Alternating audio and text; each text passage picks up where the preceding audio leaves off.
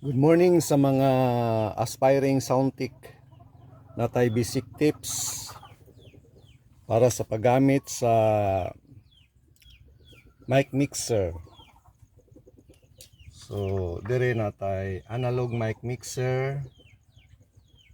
Dire makita na to gain,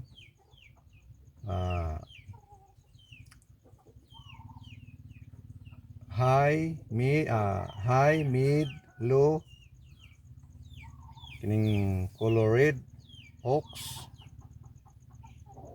ang orange, effects, kining nasa last, fan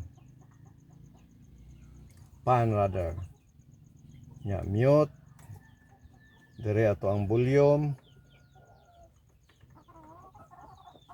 Una tong volume, min. So na 7 graphic equalizer. Right, sa mga bag-uhanon diha nga hilig og sound, ganahan ma-sound tick. So natay gamay nga tips, basic tips, no? This is not a tutorial but this is a tip. No, so dire makita nato dire ang yahang min out. So kini dire patubang ni siya sa out. Ya dire sa likod na apo ni siya ay min out, left and right. So kung mogamit ganita og analog mic mixer, usually kining gain niya naka half ra ni siya. Depende na ninyo, pero as my experience, no, naka half ra na siya. And then kining high, mid, low also naka half, meaning flat na siya, naka flat. So kining aux, siyempre naka down na iyang volume, kining effects naka down, kining pan mo ni siya ang mura ni siya og balance. So left and right dapat ni siya naka half para balance, no? And then kini dire, halimbawa dire ka mo plug in ka dire. So kini dire nga function tanan, no, para ra na siya dire, no? Kini siya dili ni siya magamit para dire, or kini siya dili magamit para sa uban. So kanang nakatadlong ra ana, maura na siya ay function nga makagamit ka. So kung halimbawa nagamit ka og microphone, so dire ka ang imuhang adjustment. So usually kung nagamit ka og microphone, dira imong volume, no? Nya later i-explain ako ang mga feedback sa mic, no? So mo ni yang volume, diri ka mo adjust. Then kung ikaw na bahala mo explore,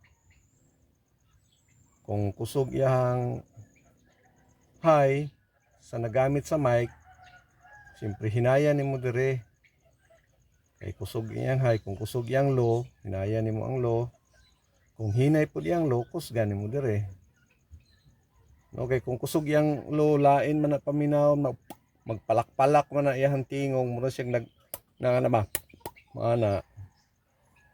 So kinahanglan kining i-fix, imo ning zero. Kinahanglan wala siya i-fix kung nagsulti lang siya. Pero kung nagkanta, need ka mo butang og i-fix, no, para nindot paminawon. Ya, dire ay master effects. Ya, dire mo ni siya i-fix sa imong mic. So ikaw na bahala mo adjust kung unsay imuhang pagpaminaw. Kung ikaw na bahala mo adjust kung unsay nindot paminawon. So alright. So kinahanglan naka min volume ka kay di man na siya motingog ug di ka naka min volume sa imong mic mixer. So nakabutang na diha sa min ang min volume diha. Right. So sa equalizer kinahanglan dili ka maka flat manira. Kung flat ang imong equalizer, bati siya og tingog. No, flat yang tingog. Kabalo naman mo kung say flat nga tingog. So kinahanglan naka-adjust siya dire kini siya mao ni siya ang sa low. Kini sa tunga mao ni siya ang sa mid ug kini dire sa right side kung magatubang ka mo ni siya ang high. So ikaw na bahala diha, usually naka V na siya. Naka V. Mo na usual nga kuan, pero kung i-down nimo na siya naka low cut ka, bati siya og tingog paminawon, mura siya og gahi. Gahi siya nga hugot. So kinahanglan imong equalizer nakataas ang mid ug high ay low ug high. So mo na based on my experience, mao na ako ang gihimo no. Nya sa sunod napakoy daghan pang itudlo ninyo sa katong bag-uhanon pa sa sounds no, bahin sa ato ang mga connections para share lang nako kang knowledge kining kuan, kining phantom kinahanglan wala na siya maka-on. Gamiton lang na siya on kung mogamit ta og microphone nga katong duha man ni ka klase ang microphone, dynamic o katong condenser. So kung naka-condenser ka, iunin mo ng phantom.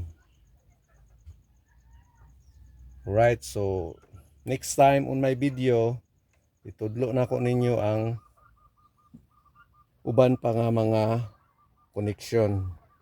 Alright, thank you.